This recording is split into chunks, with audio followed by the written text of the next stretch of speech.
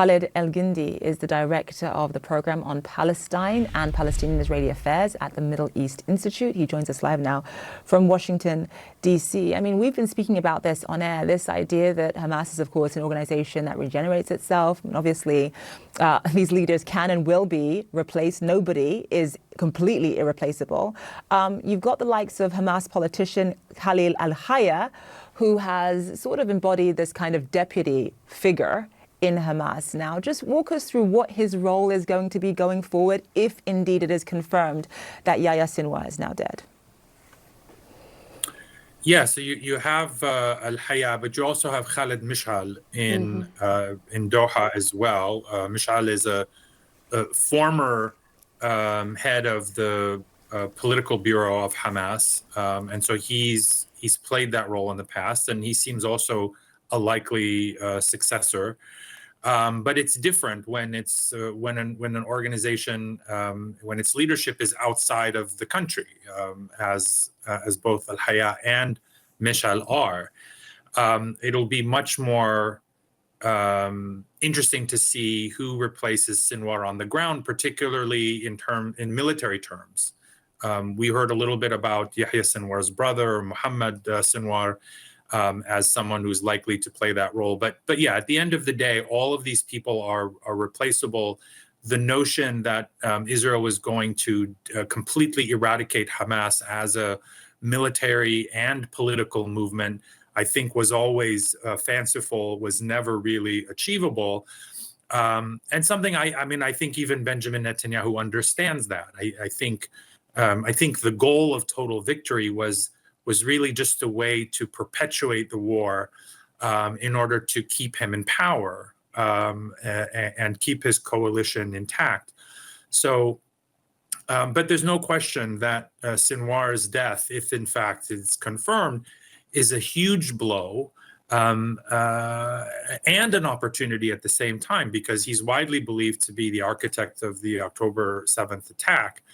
And so it could, in fact, be an opportunity, as we heard from your previous guest, for Netanyahu to give him a ladder from which to climb down. But that assumes that he wants a ladder. And I don't know that is an assumption that we should be making, because every decision that he's made at every fork in the road, he has opted for escalation and prolonging of the war. And I think Sinwar's death could just as well be seen as by Netanyahu as an opportunity to, quote, finish the job, to finish off Hamas once and for all, at least use that as a pretext. So let's just take the idea, perhaps, of Netanyahu viewing this as an off-ramp and as an opportunity to bring this war to an end. What is the best way, in your view, whoever does take over for Yahya Sinwar, to be able to achieve that and see the return of the 101 remaining hostages as well? Well, I think the first indication would be a resumption of actual ceasefire negotiations, because there have been no talks now for around 4 weeks. So if we were to see a resumption, if there were meetings being held in Cairo or in Doha or somewhere that Israelis were involved in and that Hamas leaders were involved in, then that would be a sign.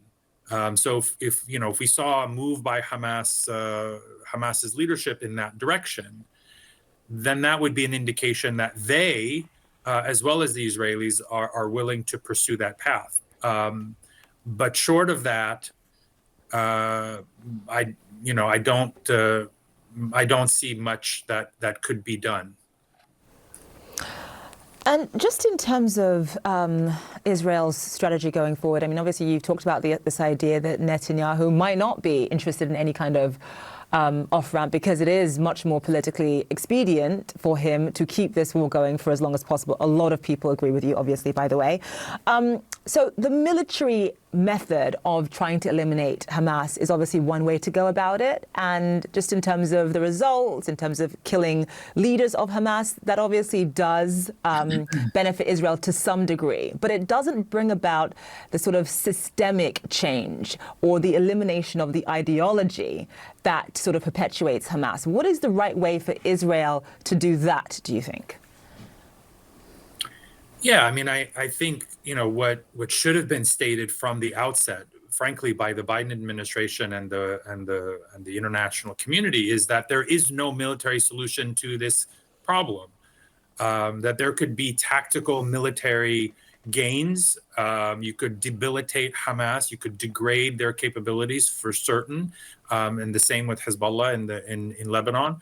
But ultimately, it would have to come down to a political settlement. You have to address the political root causes, as you said just a moment ago. That is not just the humanitarian situation, but the underlying causes of this violence, which is Israeli occupation, the blockade over Gaza, the settlements, the denial of Palestinian rights, the dispossession of Palestinian communities. That is what is at the root cause. And I think the central failing of Israel's military doctrine has been to focus exclusively on current capabilities, military capabilities of its enemies, as opposed to the motivation. And as long as there's a motivation, there will be Hamas or groups like Hamas or groups worse than Hamas, even more extreme than Hamas.